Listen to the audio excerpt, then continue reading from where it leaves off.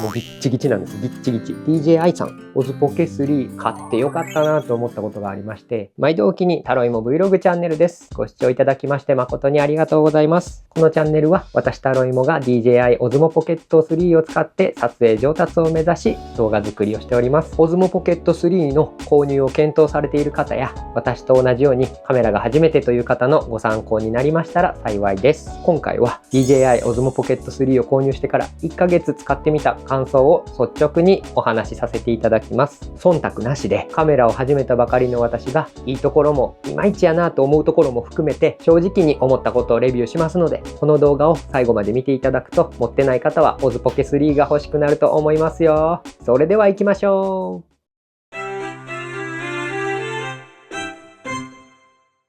今回は私自身がまだまだカメラを始めたばっかりで勉強中ですので、普段使わないようなワードはなるべく使わずに、めちゃくちゃざっくりとカメラを触ったことのない人にもこの Oz Poke 3での撮影の楽しさが伝わるようにお話ししますね。まずこちらの DJI Osmo Pocket 3 Oz Poke 3ですね。私がこのカメラを触りたいと思ったきっかけは3つあります。1つ目は仕事でカメラの画質に触れる機会がありましたので、おのずと興味を持ち知識をつけるためにもカメラを買ってみようと思ったということ。2つ目は私が使ってるスマホは古い iPhone なんですけれども、それで思い出を記録するのが好きで写真や動画を撮っていましたが、旅行やちょっとした外出先でもっと画質で撮りたいなと思ったということ。3つ目は映画や映像が好きなので、いつかかっこいい映像を撮って自分で編集してみたいなと以前から思ってたということ。この3つがカメラを買ったきっかけです。そして撮影の上達を目指してこのチャンネルで動画投稿を始めました。撮ったものというか作ったものは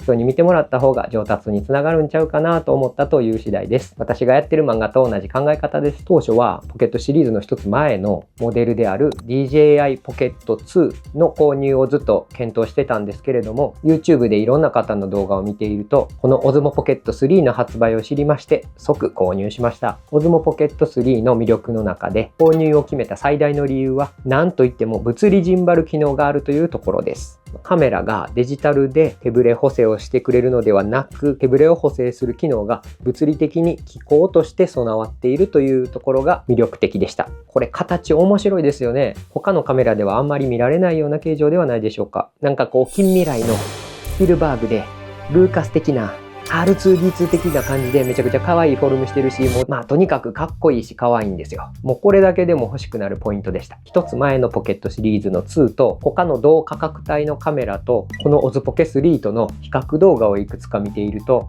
歩きながら撮る場合も手ブレが少なくて、特に夜のシーンでの撮影がいいなと思いました。夜間の撮影についてはまた今度動画にしますね。この3はですね、ポケット2よりも写真以外の面の様々な部分で上位互換な機種になっていると判断して購入いたしました。2はね、ヨドバシで触ったことあるんですよ。3は2よりはサイズが一回り大きいんですけれども、カメラとしてはコンパクトで見た目も可愛いですよね。買ってそして使ってみた初日に縦揺れがちょっとあるなと感じたんですけれども、それは私の歩き方に問題がありました。いろいろと歩き方をね、撮り方を検証していると縦揺れは多少軽減できたのかなと思ってるんですけれども、それは以前アップしましたこちらの動画をご覧ください。今のところはこちらの検証動画の撮り方を採用としていますが、今後自分の中で別のいい方法がありましたら更新していくかもしれません。私はこれまでスマホでしか写真や動画を撮ったことがなかったので、当初慣れるまで大変やろうなと思ってたんですけれども、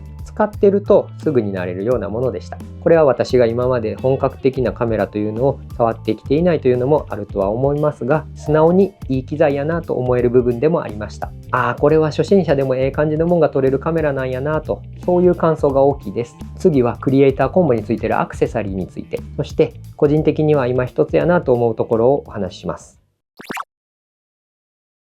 はい。私はこちらの延長グリップとワイヤレスマイクがついているということで、本体だけのものよりもクリエイターコンボというものを選びました。広角レンズやミニ三脚もついております。私の場合は他にカメラアイテムを持っていないので、ミニ三脚もいいなと思いクリエイターコンボ一択でした。このあたりは DJI マイク2以外は単品でも売っているようですので、ワイヤレスマイクは不要であるとか、ちゃんとした三脚を買う、あるいは持っているという方はクリエイターコンボではなく本体のみの購入も視野に入れられるといいのかなと思います。ちなみにこの DJI マイク2はこのワイヤレスマイクですね。単品では現時点ではまだ購入できないようです。こちらの専用ケースに本体だけでなく広角レンズやマイクなんかも収納できます。そしてこの専用ケースごとこちらの同じくクリエイターコモについている専用のポーチですね。こちらにまるっと収納できちゃいます。延長グリップとかを装着したままは幅がちょっと入らないんですけれども、外せばポーチ内にマイクや延長グリップなども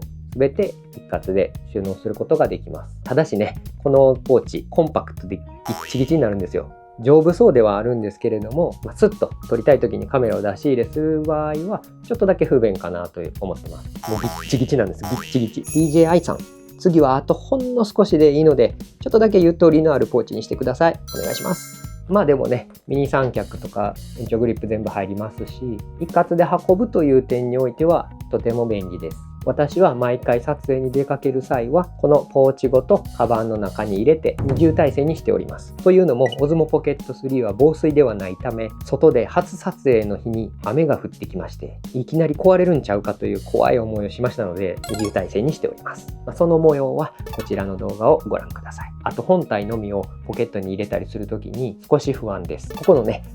ジンバルの首のところが細いんですよ。なので使わないときはちゃんと先ほどの専用ケースに入れてからポケットに入れたりポーチに戻したりしております。とにかく全てがコンパクトですので手軽に撮りに出かけるという方にはぴったりではないでしょうか。普通はカメラとかレンズとかその他のアイテムがこれよりは大きいと思いますので、もう少しかさばって結構荷物多そうですもんね。オズポケは手軽さも魅力の一つではないでしょうか。しかしですね、私もいずれは一眼レフとか望遠レンズとかでね撮ってみたいなと思います。憧れですね。今一つやなと思う部分もあります。私のようにスマホで撮ってきたとか、一般的に思い描くカメラからするとジンバル機能があることにより癖強いんですよね。もちろんジンバルがあるからこそ買ったわけで安定して撮れるいい部分でもあるんですけれども、ジンバルについて謎の現象も実際ありました。ほんまに稀にですけれども、ジンバルがあれ今水平ちゃうんちゃうんとなる時があり、そんな時は水平に置いてジンバルキャリブレーションというのをしてあげると大体治りました。あとこれは最近気づいたんですが、ジョイスティックを2度押しするとカメラのレンズが真正面に戻るんですけれども、カメラがなぜか思っている方に向かないなという時は、普通ちょっとだけ倒して持ってるとは思うんですけれども、垂直に立ててですね、ジョイスティックを2度押しすると視点が真正面に水平に戻りました。これはよく分かってないのですが、オズポケユーザーの方、ぜひコメント欄で教えてください。はい、いかがでしたでしょうか。もっといっぱい撮ってね、機能面とかのレビューもたくさんしていきたいですし、新たな発見がありましたらまたこういう回もやっていきたいと思っております。あと余談なんですが、ごく最近ですね、オズポケ3買ってよかったなと思ったことがありまして、というのも先日家族の集まりに行った時のことです。オズポケ3で記念の動画を撮影して編集してみんなに送ったところ、とても喜んでもらいました。こういう使い方もありですね。では最後に DJI Osmo Pocket 3を1ヶ月使った感想をまとめると、ジンバル機能により初心者でもええ感じに撮れてコンパクトで近未来な形、 Vlog カメラの現時点での決定版ちゃうんかなと思うけども、防水ちゃうし若干癖強やから慣れが必要。なんやかんや言いましても Osmo Pocket 3買ってよかったです。参考になった、面白かったという方はチャンネル登録、高評価ボタンをよろしくお願いいたします。それでは最後までご視聴いただきましてありがとうございました。次回も上達目指して撮りますよ。ほなまた。